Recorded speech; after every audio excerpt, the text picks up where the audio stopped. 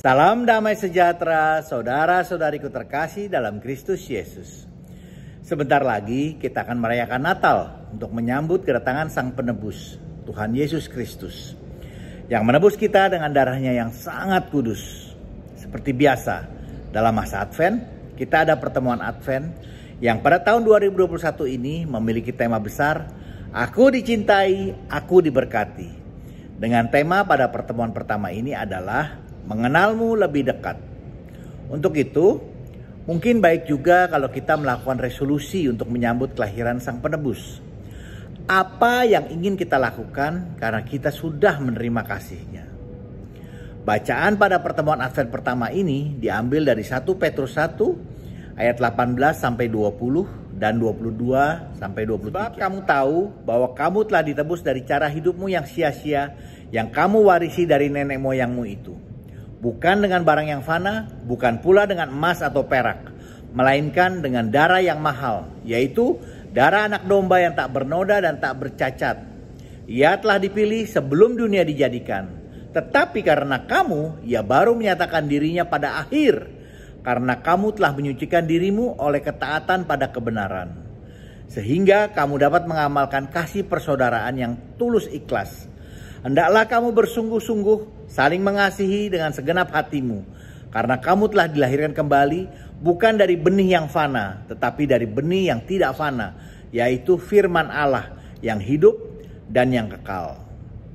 Seperti kita ketahui bersama bahwa masa Advent adalah masa penantian yang penuh harapan, di mana kita berharap akan kasih Tuhan yang hadir dalam hidup kita untuk membantu menjadi semakin serupa dengannya.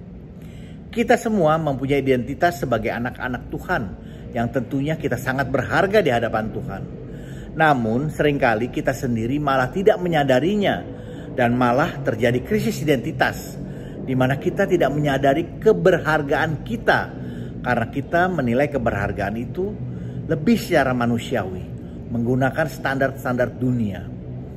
Menilai manusia dari penampilan luar, keberhasilan pribadi, atau status di kemasyarakatan, seperti seberapa ganteng dan cantiknya seseorang, seberapa banyak harta pribadinya, atau juga jabatannya. Seringkali malah membanding-bandingkan diri kita dengan orang lain. Apa yang telah saya perbuat? Apa saya lebih baik dari seseorang? Lebih berhasil dari seseorang? Masalahnya, bagaimana Tuhan menilai seseorang? Di mata Tuhan, kepandaian, kekayaan, kegantengan, kesuksesan tidak ada arti apa-apa kalau kita hanya menggunakannya untuk kemuliaan sendiri, bukan untuk sesama. Di mata Tuhan, kita semua ganteng dan cantik. Di mata Tuhan, kita semua berharga.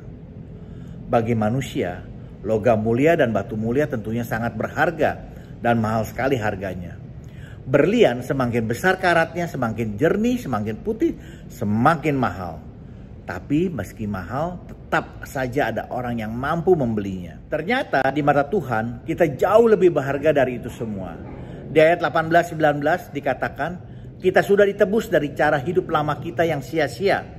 Bukan dengan barang yang fana, yang kita anggap berharga tadi, tapi dengan darah yang mahal, yaitu darah Kristus sendiri. Apa ada yang bisa bilang berapa harga darah Kristus?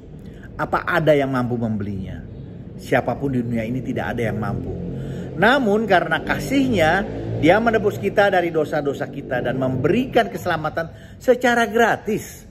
Ternyata meskipun mahal, tapi kita memperoleh secara cuma-cuma. Maka kita perlu ingat, keselamatan memang gratis dan cuma-cuma, tapi tidak murah, apalagi murahan. Sekarang kita yang sudah ditebus dari cara hidup yang sia-sia, dari gaya hidup lama yang tidak benar, telah ditebus dari dosa, apakah kita masih mau mempertahankan cara hidup lama kita? Kita memang diberi kebebasan untuk tetap mencintai jalan hidup lama kita atau memilih jalan Tuhan. Jalan hidup yang telah Tuhan rencanakan untuk kita masing-masing. Seperti pada ayat 22. Dengan menyucikan diri melalui ketaatan kepada kebenaran, kita dapat mengamalkan kasih persaudaraan yang tulus ikhlas dan saling mengasihi dengan segenap hati. Karena sudah beroleh hidup yang baru. Apa kita masih mau mengandalkan diri sendiri atau berani berserah kepada Yesus dan mengandalkan Yesus? dalam hidup kita selanjutnya. Mari, di masa Advent ini kita katakan kepada Yesus, Yesus, aku mencintaimu. Engkau sungguh indah, aku mengagumimu. Mulai sekarang, aku ingin mengikutimu dengan sepenuh hati, dengan sungguh-sungguh.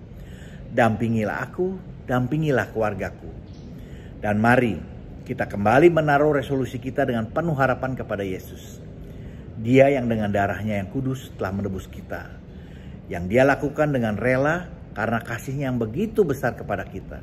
Sehingga kita sudah bukan milik dosa lagi, tapi milik Dia, penyelamat kita, yaitu Yesus Kristus. Bila ada masukan, mohon berikan komentar Anda. Jangan lupa di like dan subscribe. Juga di share agar kita dapat saling memberkati. Amin. Tuhan Yesus memberkati kita semua.